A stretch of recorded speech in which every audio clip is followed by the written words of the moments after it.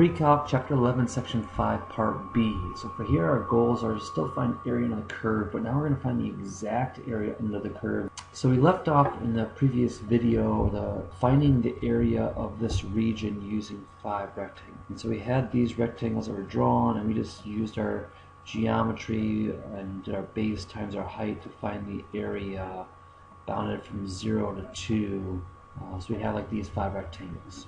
You'd find that the distance from the start to the end, and then we divide it by our number of rectangles. So if I call our beginning distance A and our ending distance B, then the distance between them would be B minus A.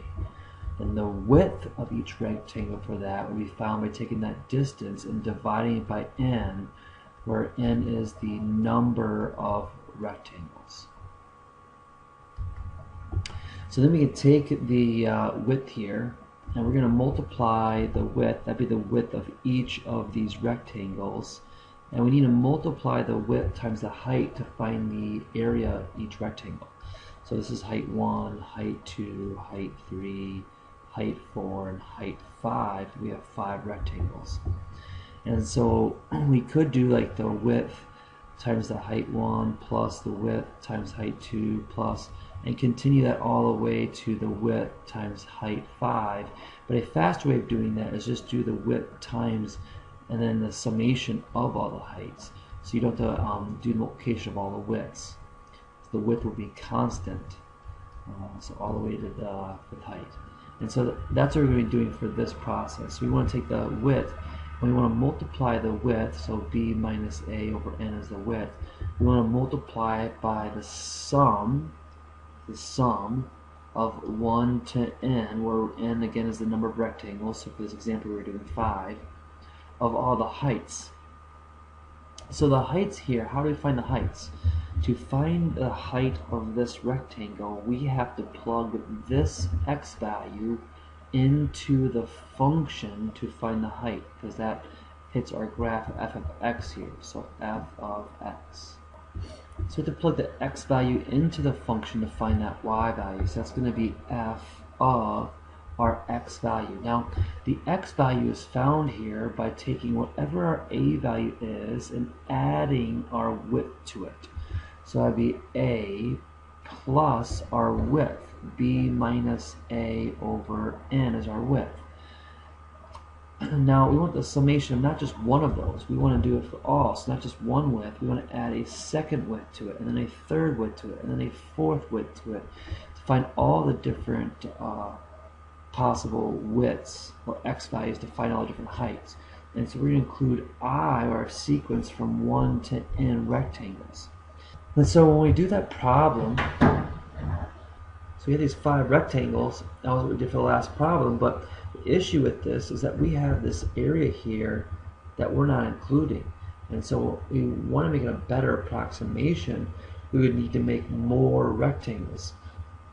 So if I add another rectangle in here, add it, I include more of the space. So we can keep adding rectangles to include more of the area up here at the top. And we want to do it to the point where every rectangle becomes a line. So we end up pretty much shading in this if we let the number of rectangles go to infinity. And so we can actually find the exact area if we let in the number of rectangles go to infinity. So that's what you end up doing here. And so we have the formula for this, where the limit as n approaches infinity, because we want an infinite amount of rectangles, the limit as n approaches infinity of the summation of 1 to n of f of a plus b minus ai over n, which that is our height, the f of is our height, times b minus a over n, which is our width. When I write it, I tend to write it the limit as n approaches infinity of, then I usually put our width first and then multiply it by the summation of 1 to n of our height. So I realize that that's our constant I'm pulling out right away. Now notice how this one's different, this drawing here, where we have an a value here that's not at 0. So this a value now is some number. So let's say we're at 2, and then we have a width that is 1. So then this value here is going to be 2 plus 1, 3.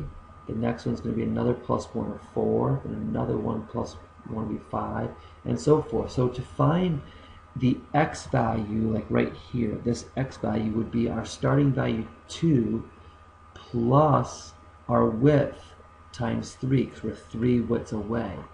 And so that's when we start using our sequence. But you have to have a starting value a and an ending value b. So a and b is our interval notation. So it's from a to b.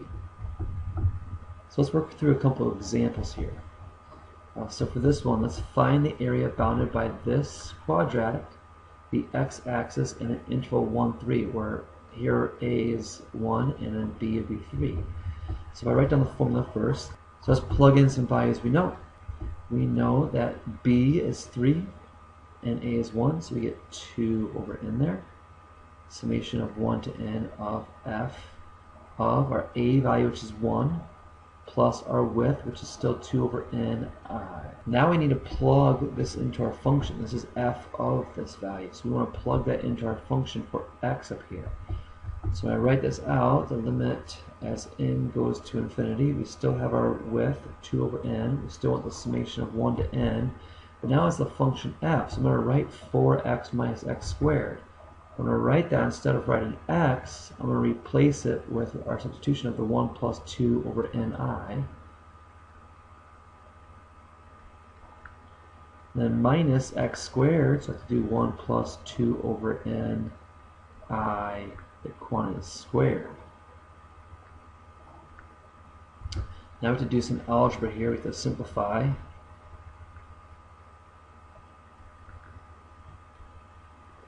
So I'm going to distribute the 4 through here.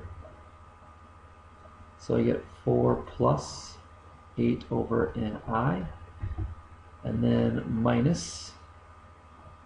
Then I'm going to FOIL this. This is a quantity squared, so I have to FOIL it. Let's FOIL that. I get 1 plus 4 over ni plus 4 over n squared I squared.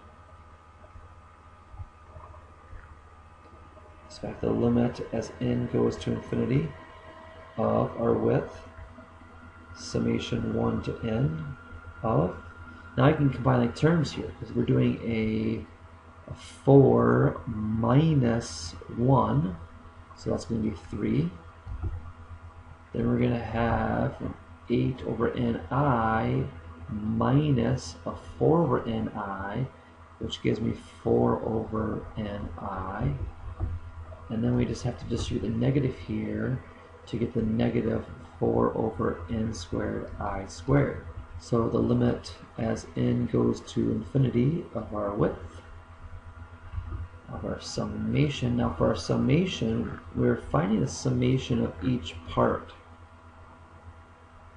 So the summation of 3, the summation of 4 over ni, and the summation of that. So I can rewrite that out so we can see the summation of each part.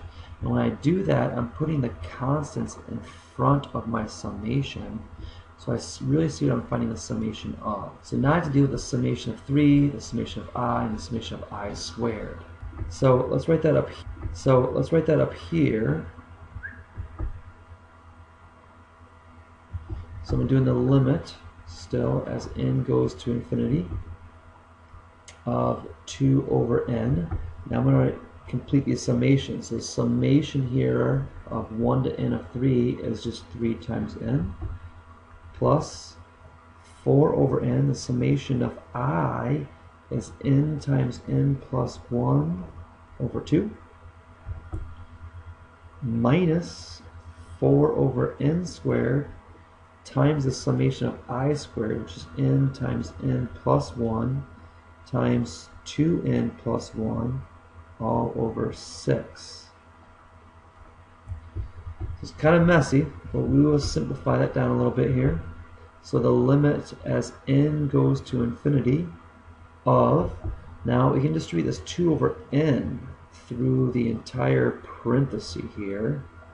the 2 over n gets multiplied through. So if I do that, I get 6n over n plus, now I'm going to multiply to the first term, so I'm getting 8 over n squared times the n squared plus n over 2, I've simplified that a little bit, minus 8 over n cubed times the quantity of, so if I FOIL the next part, I'm going to get 2n squared plus 3n plus 1 all over 6. Now I can keep simplifying this a little bit. A lot of this is just your algebra. So I can write this as 6 plus, and the next portion here I can reduce the n, or I can just multiply together. So if I distribute that 8, I'm getting 8n squared plus 8n all over 2n squared. The next one, we distribute the 8 over n cubed through that quantity. We can multiply the 8 times the n and then distribute that through the trinomial. So really I'm going to take this 8n and multiply it through the trinomial here. So we end up getting minus 16n cubed plus 24n squared plus 8n all over 6n cubed. And we're finding the limit as n goes to infinity. So when I do that, I can ignore a big portion of these rational functions. So if I do it for the first one, the limit as n goes to infinity of 6 is 6, plus the limit as n goes to infinity of this rational function, because it's n squared and n squared, I'm using their coefficients, 8 over 2, which is 4, and then minus, same thing here, we have n cubed and n cubed, so it's minus 16/6, or 8/3. So we're having 10 minus 2 and 2/3, so we get 7 1/3. That is the exact area. Now you could do that a little earlier if you don't want to do all the simplifying I did. You could simplify it more. You could simplify it down to one single fraction and then find the coefficients that way. Really, it's up to you on how much simplifying you want to do and when can you see how to take the limit. So that was the previous one was a pretty difficult problem. This one's not near as difficult because if you notice our a value here is 0, our b value is 1. Sure. We have our function here that is only one term. So if I plug that stuff in, our width, which is b minus a over n, is equal to 1 over n. Our f of a plus b minus a over n, I, is equal to f of 1 over n I. And so I can substitute that into the function. If I do that, I'm going to get 2, because here's our function, 2x squared, but our x is 1 over ni, and I have to square that. So I get 2 times 1 over n squared I squared, which you can rewrite as 2 over n squared I squared. So notice how I'm writing this a little different here. I'm setting up a little different. I'm breaking it up. Here's our width. Here's our function value. So now our formula would be the limit as n approaches infinity of our width, 1 over n, times the summation of 1 to n of that function, which is the 2 over n squared I squared. So if you prefer to do it in smaller chunks, you could break it up this way. And so then we're going to do 1 over n times the 2 over n squared times the summation of I squared, which is our n times n plus 1 times 2n plus 1 all over 6. Now we could simplify this. This one's not too bad to get to one single fraction. So we could also reduce some here. So like for here, this n reduces with the n here. 2 reduces with the 6 to get 3. So if I FOIL the top there, I'm getting 2n squared plus 3n plus 1 all over 3n squared. Then I can find the limit as n goes to infinity, which is looking at the coefficients, and we get 2/3. That'll be units squared. That's right. So we will be done for the night. We will see you tomorrow. Say bye. Bye. Say bye-bye. Make bye. Say bye. Bye.